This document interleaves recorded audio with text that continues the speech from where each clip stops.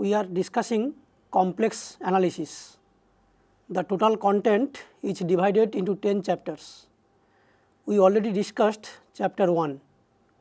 Now we will discuss chapter 2. The topic is concept of functions, limit and continuity. This chapter contains 3 modules.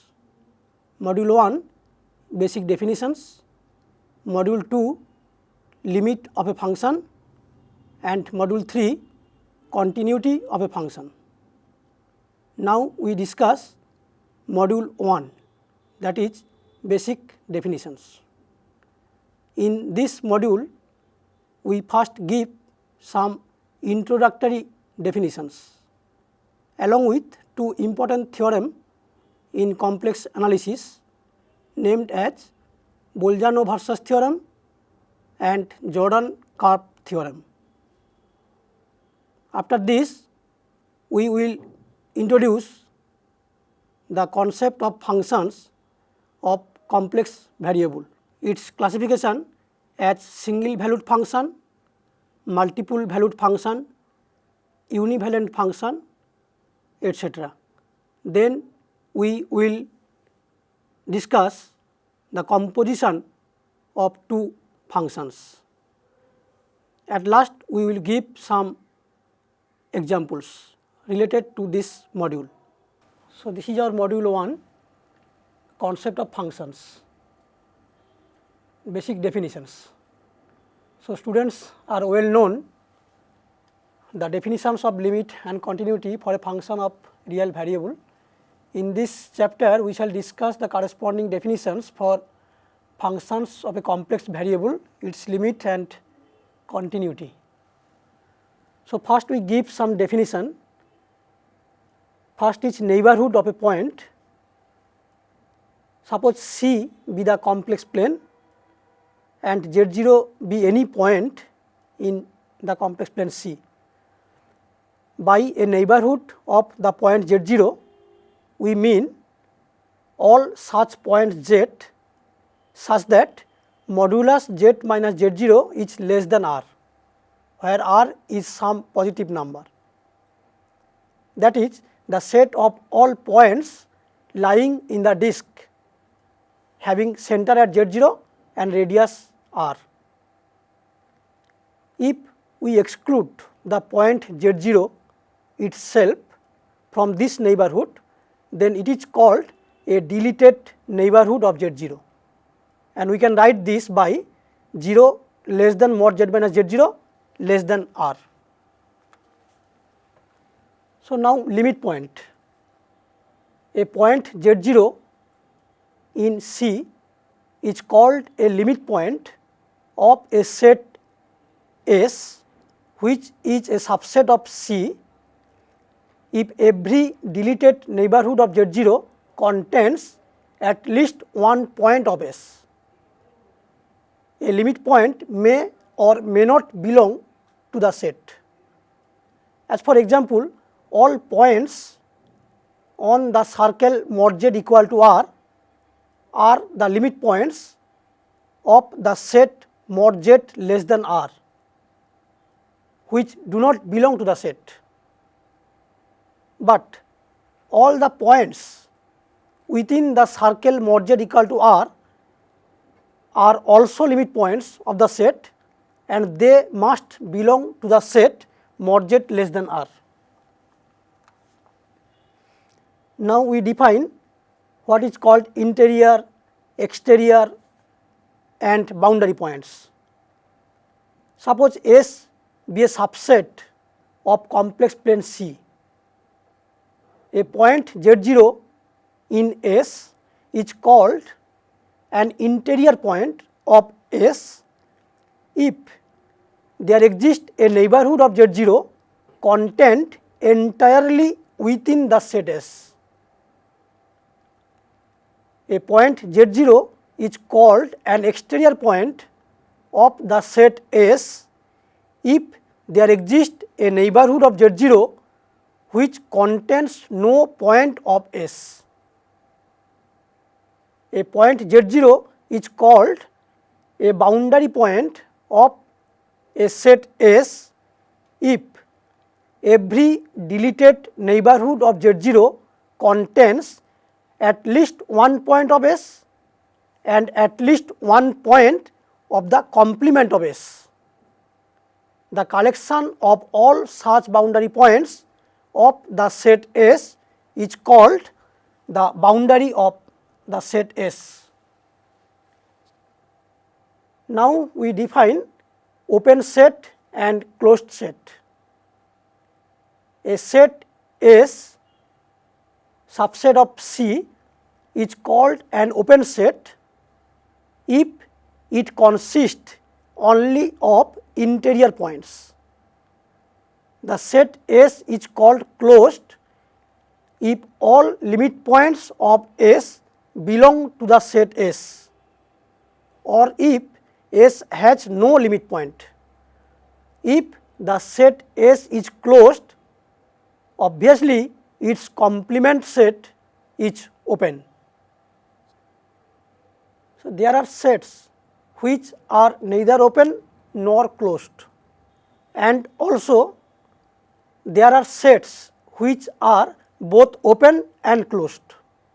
As for example, the sets void set and the set itself C are both open and closed. The set A containing the elements Z such that 0 less than mod Z minus Z0 less or equal to R is neither open nor closed. The open disk mod Z less than 1 is an open set, whereas the closed disk mod Z less or equal to 1 is an example of closed set. Also we note that the intersection of a finite number of open sets is open, and the arbitrary union of open sets is also open. Now we define convex set.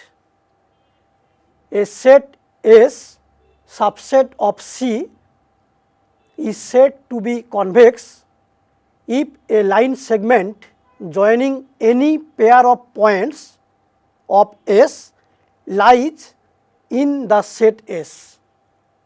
Mathematically, we can write 1 minus t into Z1 plus t Z2 belongs to S whenever Z1 Z2 belongs to S and t varies from closed interval 0 1.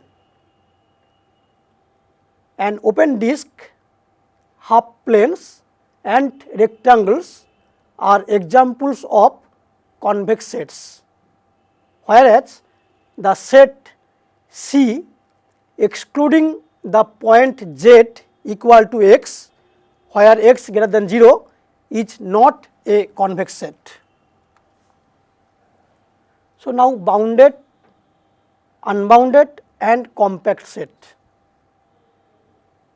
A set S which is a subset of C is called bounded if there exists a positive number m such that mod Z is less or equal to m for all Z belongs to S. If no such number m can be found, then the set is called unbounded. The set S is called compact if it is both bounded and closed. So, now we define derived set, closure of a set and connected set. The set of all limit points of a set S is called the derived set of S and is denoted by S prime. The set S together with its derived set S prime is called closure of the set and is denoted by S bar or CLS. a set S is called connected if any two of its points can be joined by a polygon, all of whose points belong to the set. Now we define domain. A non-empty, open and connected set in C is called a domain, whereas if the boundary points are also included, then it is called a closed domain. It is to be noted that every neighborhood of a point in the complex plane is a domain. A domain together with some, none or all of its boundary points will be called as region. From this we can say that every domain is a region, but the converse may not be true. Now Jordan curve. The equation z equal to z of t equal to x of t plus I y of t, where x of t and y of t are real valued continuous function of the real variable t, and t lies in closed interval a b, determines a set of points in the complex plane which we call a continuous curve. The equation z equal to zt equal to xt plus iyt is called a simple curve if t1 not equal to t2 implies z of t1 is not equal to z of t2. The equation z equal to zt equal to xt plus iyt is called a simple closed curve if t1 less than t2 and z of t1 equal to z of t2 implies t1 is equal to a and t2 is equal to b. Simple curves are sometimes called Jordan curves. An example of a Jordan curve is a polygon consisting of a finite number of line segments joined end to end. Now we will mention an important theorem of bounded infinite sets, and the theorem is Bolzano-Weierstrass theorem, and it tells that if a set S subset of C is bounded and contains infinite number of points, then it has at least one limit point. Another theorem which is important in complex analysis named as Jordan curve theorem, and it tells that a Jordan curve divides the complex plane into regions, of which the curve itself is the common boundary. The region which is bounded by the curve is called the interior of the curve, whereas the other region is called the exterior of the curve. As for example, we can say that the circle mod z equal to 1 divides the complex plane into two domains.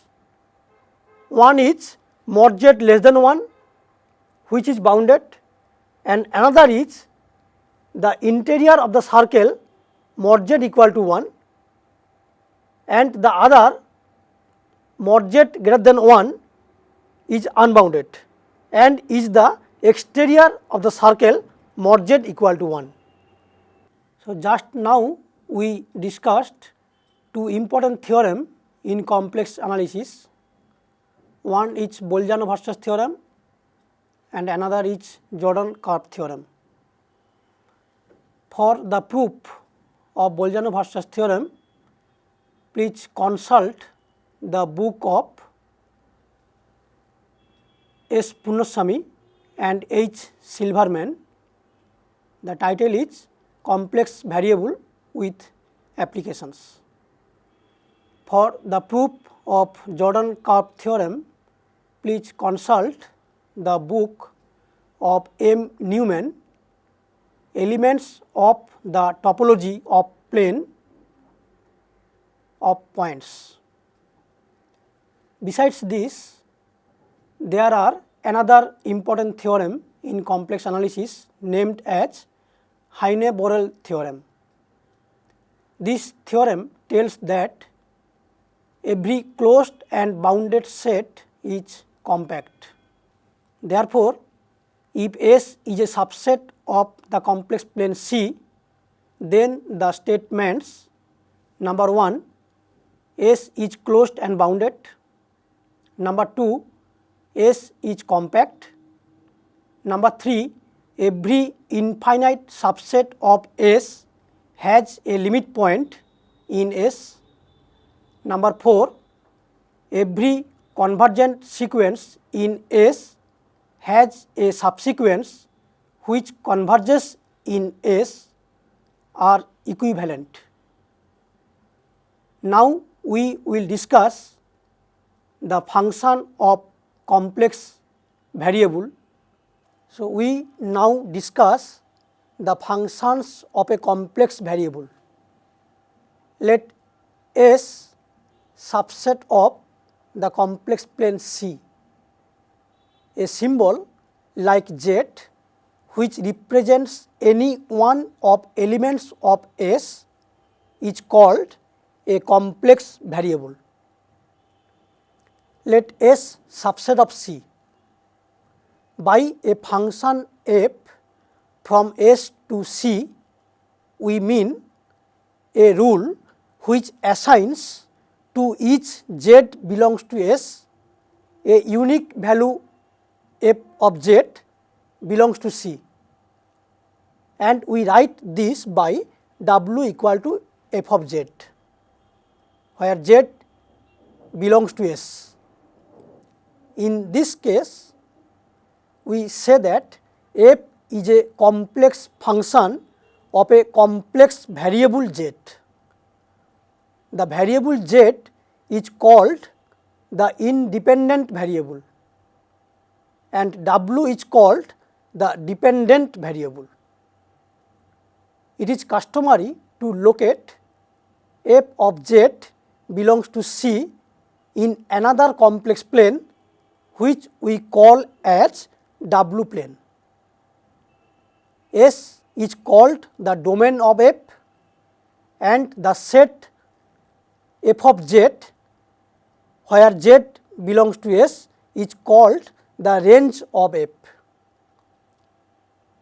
Note that if S is a subset of the real line, we say that f is a complex function of a real variable. Every function f of Z can be written as fz equal to u of xy plus I v of xy, or we can write f equal to u plus iv. As for example, f of z equal to z square plus 1 if and only if f of z equal to x plus iy whole square plus 1, if and only if fz equal to x square minus y square plus 1 plus I to xy. Again, fz equal to z square plus 3z plus 2 if and only if fz equal to x square minus y square plus 3x plus 2 plus I into 2xy plus 3y. It is obvious that both u and v are real valued functions of two real variables x and y, and will be referred to as real and imaginary components of fz respectively.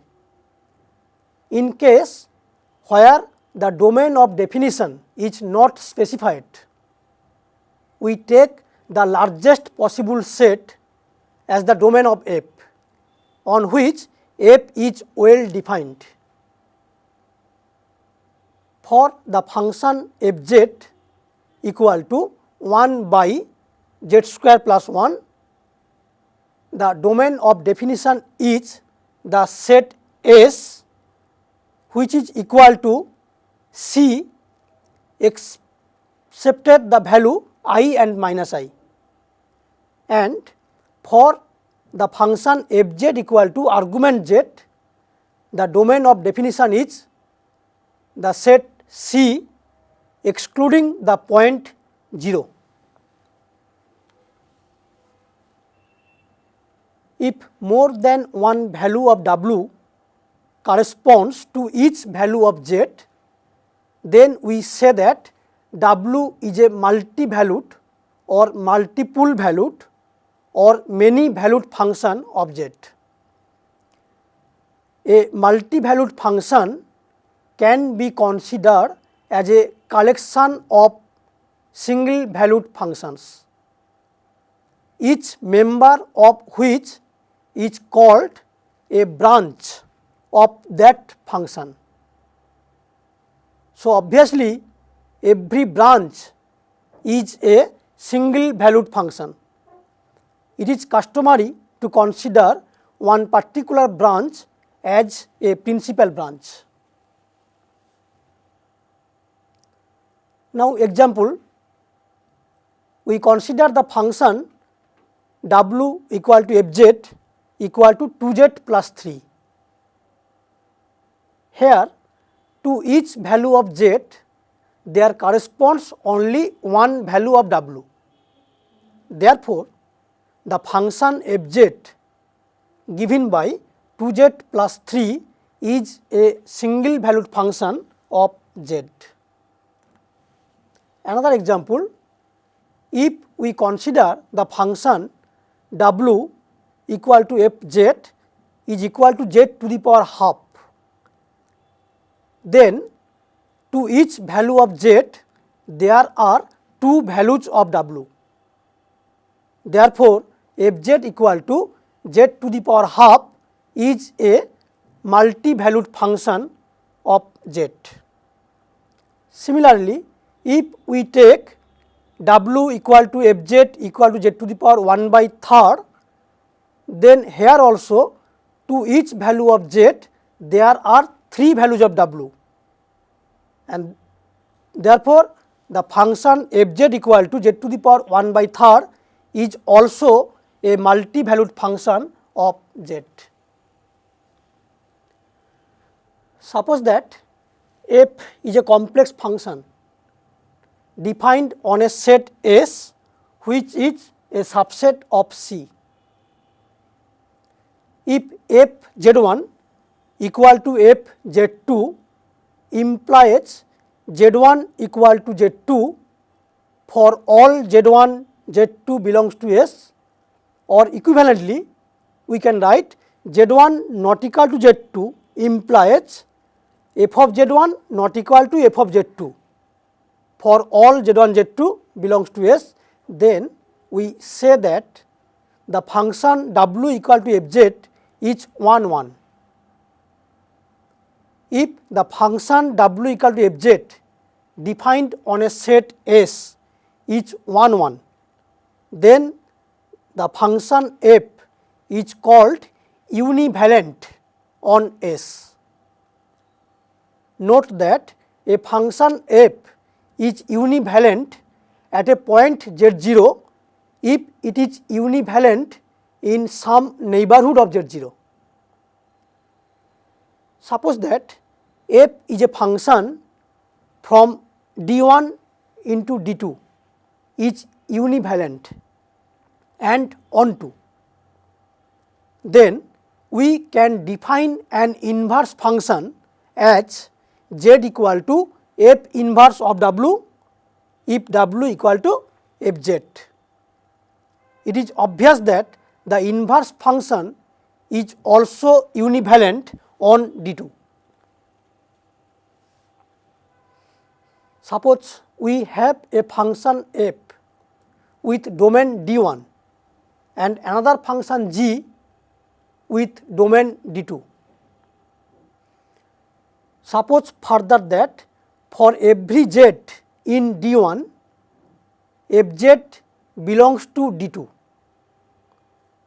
Then for every z in D1, the composition of f with g is the function gf defined by gf of z is equal to g of fz, where z belongs to D1. For instance, we assume that fz equal to 3z plus 2 and gz equal to z cube plus 1 defined on C. Then gf of z is equal to g of fz, and obviously it is equal to g of 3z plus 2, and this is equal to 3z plus 2 whole cube plus 1, and by simple calculation we get this equal to 27z cube plus 54z square plus 36z plus 9, where z lies in C. It is to be noted that if fz equal to u of xy plus I of vxy, then clearly conjugate of fz is equal to u of xy minus I of vxy, and f of z conjugate equal to u of x minus y plus I v of x minus y. From this we can conclude that in general conjugate of fz and f of z conjugate are distinct. Now we consider an example. Consider the function fz equal to 2 minus 3i into z. Find conjugate of fz and f of conjugate z. So here fz is equal to 2 minus 3i into z, and putting z equal to x plus iy, we get this equal to 2x plus 3y plus I into 2y minus 3x. Therefore, conjugate of fz is equal to 2x plus 3y minus I into 2y minus 3x, and by simple calculation we get this as 2 plus 3i into conjugate of z,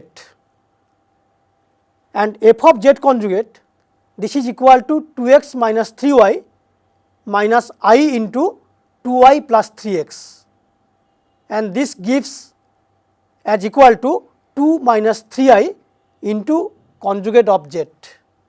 So from this we see also that conjugate of fz and f of z conjugate is not equal.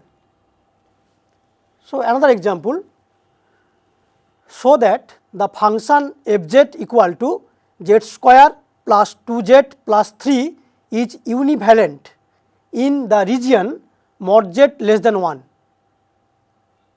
Is the function univalent in the entire complex plane C? Give reason. So suppose that z1 and z2 be any two points in mod z less than 1, and f of z1 is equal to f of z2. Then obviously z1 square plus 2z1 plus 3 is equal to z2 square plus 2z2 plus 3.